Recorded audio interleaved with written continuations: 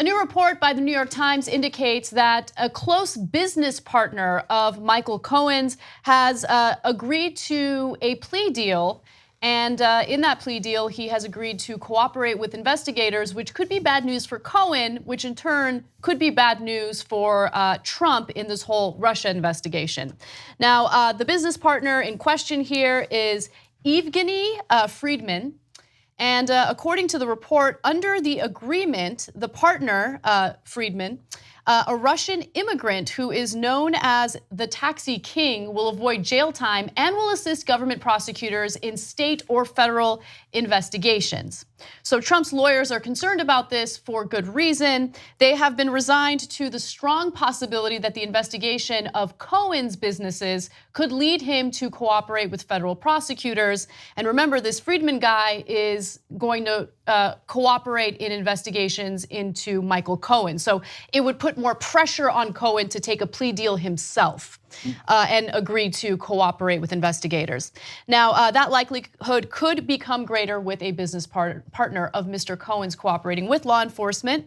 Now, just to give you an idea of who Freidman is, he was disbarred earlier this month and had been accused of failing to pay more than $5 million in taxes and faced 4 counts of criminal tax fraud and 1 of grand larceny, all B felonies. Each carries a maximum prison sentence of up to 25 years in prison.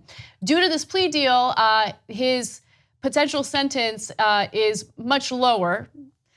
Instead, he appeared in court on Tuesday and pleaded guilty to a single count of evading only $50,000 worth of taxes. He faces 5 years of probation if he fulfills the terms of his agreement. Okay, now you got a guy, according to the government, running scams for a long time, evaded millions of dollars in taxes, and he's willing to do those scams. Do you think that that guy goes, no, I have ethics. I will go to prison for decades rather than turn on my friend Michael Cohen? No. He goes, where's my deal? Oh, I get to keep the $5 million I didn't pay the US government? I don't go to prison for all the laws that I broke? Deal, no brainer. Now, he's not related to Trump, he's related to Cohen. Right. But Cohen now, that's the next person up. Now, do you think Michael Cohen has enough quote unquote ethics to say, now I did all these deals, shady deals with Freidman, let alone everything else I did. And the payoffs and all the money laundering that the banks were concerned about enough that they put red flags on my account, and the list goes on and on. But no, I'll take decades in prison rather than turn on Trump, who came to my son's bar mitzvah and humiliated me and said, oh, he begged me to come, so I came, right?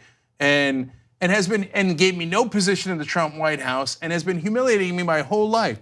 No, I'll go to prison for him for decades. Yeah. So, okay, so unlikely. This is, in my opinion, the prosecutors are doing something very smart here because they want Cohen to talk. And in order for Cohen to talk, he needs to see that there's mounting evidence, which means he's going to spend even more time in prison if he gets convicted. And it's more likely he will cooperate with investigators and give them the information they need in regard to Trump if, he gets a better deal and he doesn't spend as much time in prison. But here's the thing that I'm starting to have more and more difficulty with personally. So all of this is being done in the hopes that eventually Trump gets in trouble for potential ties to Russia, potential collusion, all of that, right? But Mueller said that he cannot be indicted. Mueller cannot press charges against Trump. He is a sitting US president. The only thing that Mueller could do is name Trump as an anonymous co-conspirator in the case. So Republicans who control Congress right now are not going to impeach Trump. They can't wait to kiss Trump's butt in anything that he does, right? And so I feel like this is all for nothing. No, that is why, as usual, the Democratic Party, when they started on this venture, and when I say they started on, I don't mean that Mueller is Mueller, and that they had an official investigation well before they had any idea that Donald Trump was going to win the presidency, right? The special counsel came later, but the FBI started the investigation when they got credible evidence that the campaign was working with a foreign government. So, but the Democrats, after the election, started the propaganda and the marketing campaign. Oh, collusion, that's why we lost. Hillary otherwise would have won, and blah, blah, blah, blah, blah, right? So when they started that, they never talked about money laundering that Trump did, right? Or could have done. That's right. Might have done. That's right. All they talked about was, oh, the Russians sent tweets and they hacked in and gave our emails to the press. They were much more concerned with finding excuses for why the Democrats lost, as opposed to looking at what I would argue is what should be the heart of the investigation, which is the financial ties, potential financial ties. So then I guess in a sense they got lucky. Now, on this program, I have been very clear. I always thought it was the money laundering. If I thought it was because they sent a couple of tweets, what are you going to do? You're going to impeach the president because another government sent a couple of tweets in his favor. Now that might be bad and it might be wrong and they might have stolen some things and they might have spent a lot of money. But to Anna's point, you're never going to win on that impeachment. Get real, okay?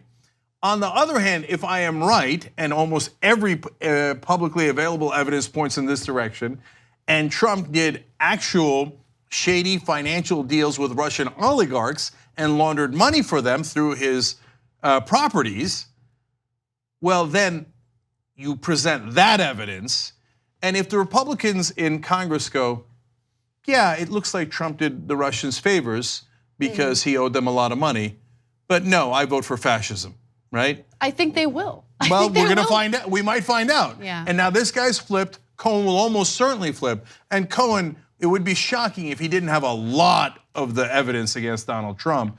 And that's why Trump was in a panic over that. When earlier they're like, oh, you know, this guy connected to your campaign. He's like, the campaign? I didn't do any money laundering in the campaign. He's like, have at it, Hoss. I mean, it's a witch hunt and you're bothering me. When they arrested Michael Cohen, he's like, oh my God, oh, what are you doing? Wait a minute, I gotta do an investigation of you and the FBI and they're doing a conspiracy and a coup and et cetera. Because Michael Cohen has the business deals. Right. And they might have all of his records. I don't know if he destroyed any of them. If they do, then we're gonna find out, and Anna, to your point, this is the most important thing. We're gonna find out if we've got a democracy here, and if our checks and balances and our constitutional form of government will hold. If it doesn't hold, and the Republicans say, yeah, you got him, he did launder money for the Russians, and it appears that he's changing policy to benefit the Russians because of that, but I don't care. I'm gonna pretend that it was Hillary Clinton. I'm gonna say you should start an investigation of my political opponents, and I'm gonna say Trump didn't do anything wrong and everything is fake news. Well, then we have a constitutional crisis. But it's not even a crisis. You know, that's how it'll be painted in television. No, that he will continue and he will be president, and the fascists will slowly start to exact revenge on their political opponents. 2 easy ways to follow the Young Turks. One is hit the subscribe button down below, then you're a TYT subscriber. And second is ring the bell. And when you do that on YouTube, you're notified of our videos.